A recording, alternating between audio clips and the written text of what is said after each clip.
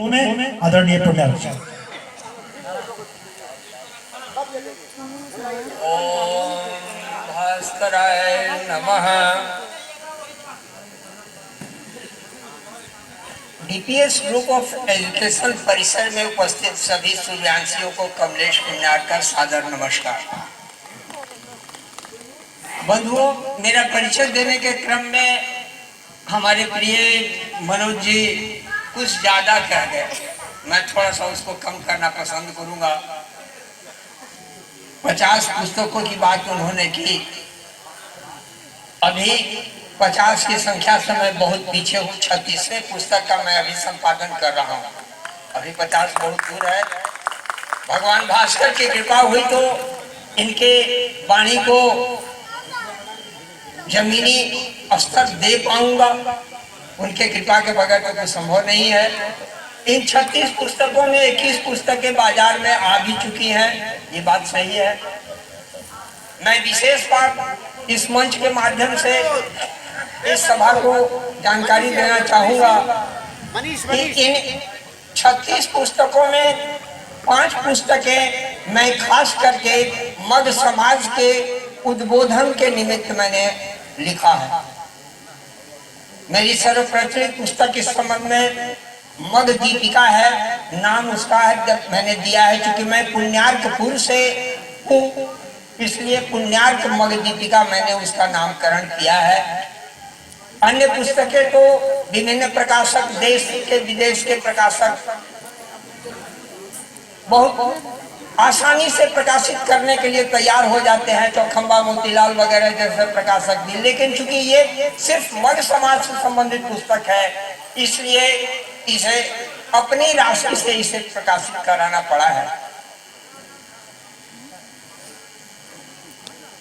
इसके बाद चूंकि हम मग हैं, सूर्योपासक हैं, तो ये सूर्योपासना क्या चीज है भाई, इस पर प्रकाश डालना मेरा अभीष्ट है।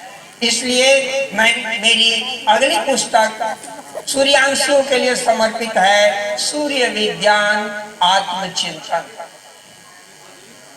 और इन दोनों पुस्तकों के बाद मैं तीसरे स्थान पर जो तंत्र जैसे गुण विषय को, अब यहाँ पर थोड़ा सा हम विषयांतरी जैसा लगेगा, हम पीछे लौट रहे हैं। हमें ये भ्रम है। आम व्यक्ति से अगर कोई आप प्रश्न करेंगे कि हम यहाँ क्यों आए थे भाई, कृष्ण ने मुझे क्यों बुलाया था, तो पहला ध्यान जाता है कि हम शांब का कुष्ठ निवारण करने के लिए 5135 साल पहले इस जम्बूद्वीप भारतवर्ष में हम आए थे कुष्ठ निवारण के लिए। लेकिन कुष्ठ निवारण का वे क्या था, तरीका क्या था, मेरा वहां हम चूक जाते हैं। और 99% लोग यही जानते हैं कि हम आयुर्वेद के माध्यम से हमने किया। बात ऐसी नहीं है। आयुर्वेद और ज्योतिष हमारा पैतृक धरोहर है, हम शाकदीपियों का पैतृक धरोहर है। लेकिन शांब का कुष्ठ निवारण तो हमने वहां हम सूर्य तंत्र का प्रयोग करने आए थे। इसलिए हम शाकदीपीय जन्मजात तांत्रिक हैं, जन्मजात तांत्रिक हैं, जन्मजात ज्योतिषी हैं, जन्मजात आयुर्वेदज्ञ हैं। लेकिन अगर भाई हैं, अगर ऐसी बात है तो फिर हमें हुआ क्या है, अगर है तो आज हुआ क्या है, जो कि आज भी ये दुखद स्थिति है कि हमारे हाथ अगर झुकते हैं तो आपका पांव खींचने के लिए झुकते हैं, पांव छूने के लिए नहीं झुकते हैं। ऐसा क्यों, क्या हो गया है हमें? आज प्रिय देवेंद्र जी, मैं कई वर्षों से यहाँ इनके आमंत्रण पर मैं यहाँ इस सभा में आ रहा हूँ। यहाँ की उपस्थिति देख करके और यहाँ की व्यवस्था देख करके कोई तालमेल मुझे नहीं लगता है। इतनी अच्छी व्यवस्था, ये इनकी व्यक्तिगत चीज है, व्यक्तिगत व्यवस्था के तहत ये सारी चीजें हैं। और इनकी व्यवस्था के तुलना में अगर हम उपस्थिति की बात करें तो ये तो बड़ा दुखद लगता है। इसलिए हम मगबंधुओं से, खास करके गया शहर में और इसके आसपास जो भी हमारे मित्र बंधु हैं, उनसे मेरा आग्रह है, मेरा निवेदन है, मेरी प्रार्थना है कि इस संख्या को बढ़ावे भाई।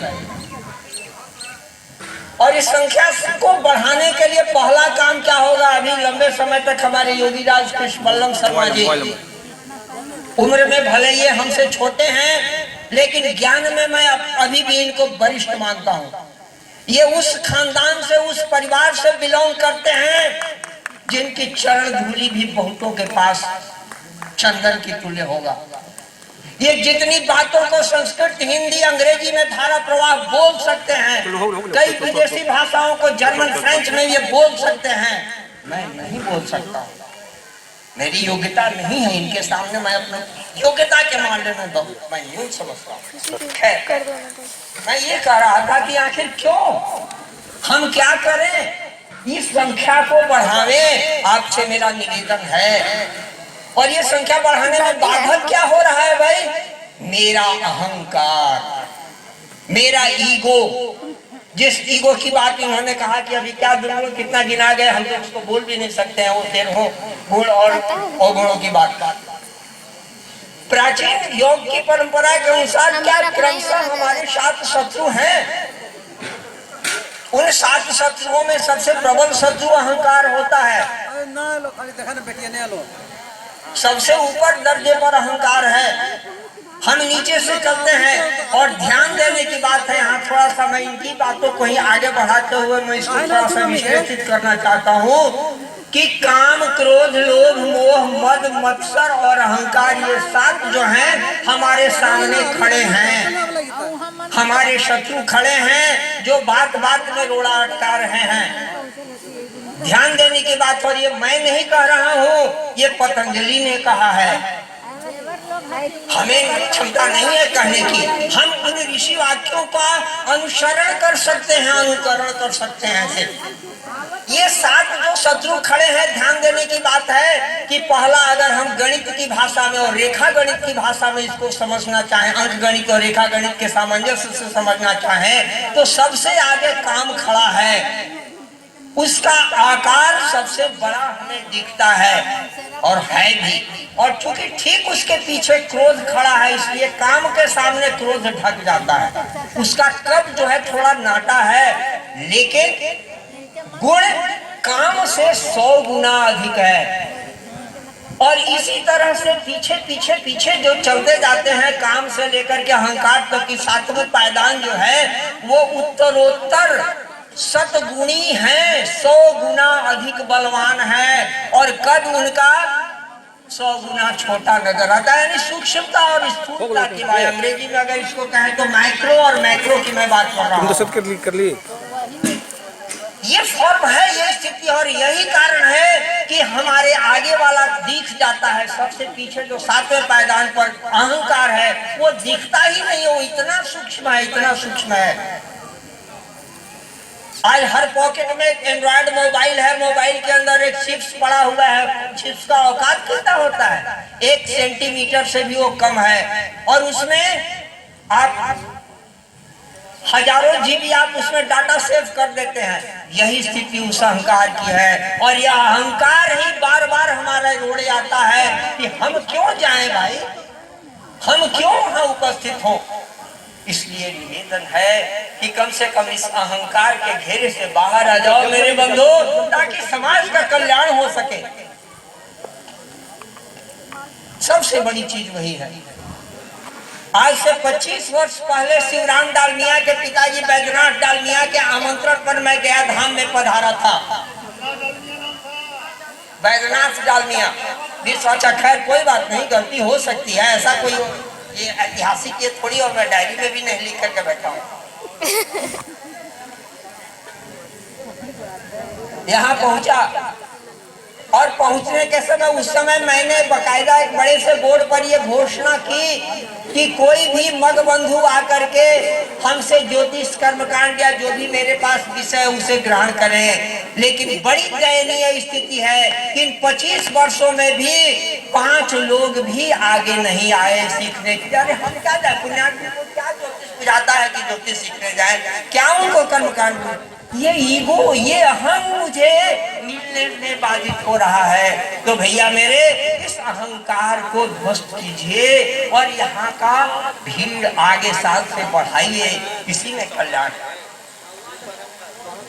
बहुत अधिक गहराई में जाने से समय की व्यर्थ बर्बादी है। 7 मिनट मेरे पूरे हो गए और साकोदीपीय के लिए 7 संख्या का बहुत अधिक महत्व होता है। मेरे 7 मिनट का वक्तव्य पूरा हुआ। आशा है मेरी छुटीली बातें, मैं चोट पहुंचा रहा हूं, बात सही है, लेकिन चोट पहुंचा रहा हूं आपको जगाने के लिए। मेरा निवेदन है कि आप जागे। अब भाई कब जागोगे? सारा समाज तुम्हें निगलने के लिए तैयार है मगरमच्छ की तरह। अब कब जागोगे? जग जाइए।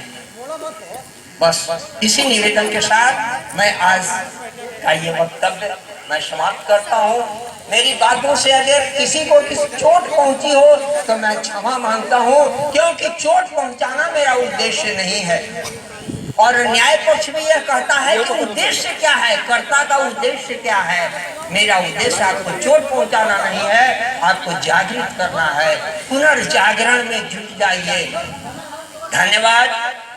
सर्वे भवन्तु सुखिनः, सर्वे सन्तु निरामया, सर्वे भद्राणि पश्यन्तु, मा कश्चित् दुःखभाग् भवेत्।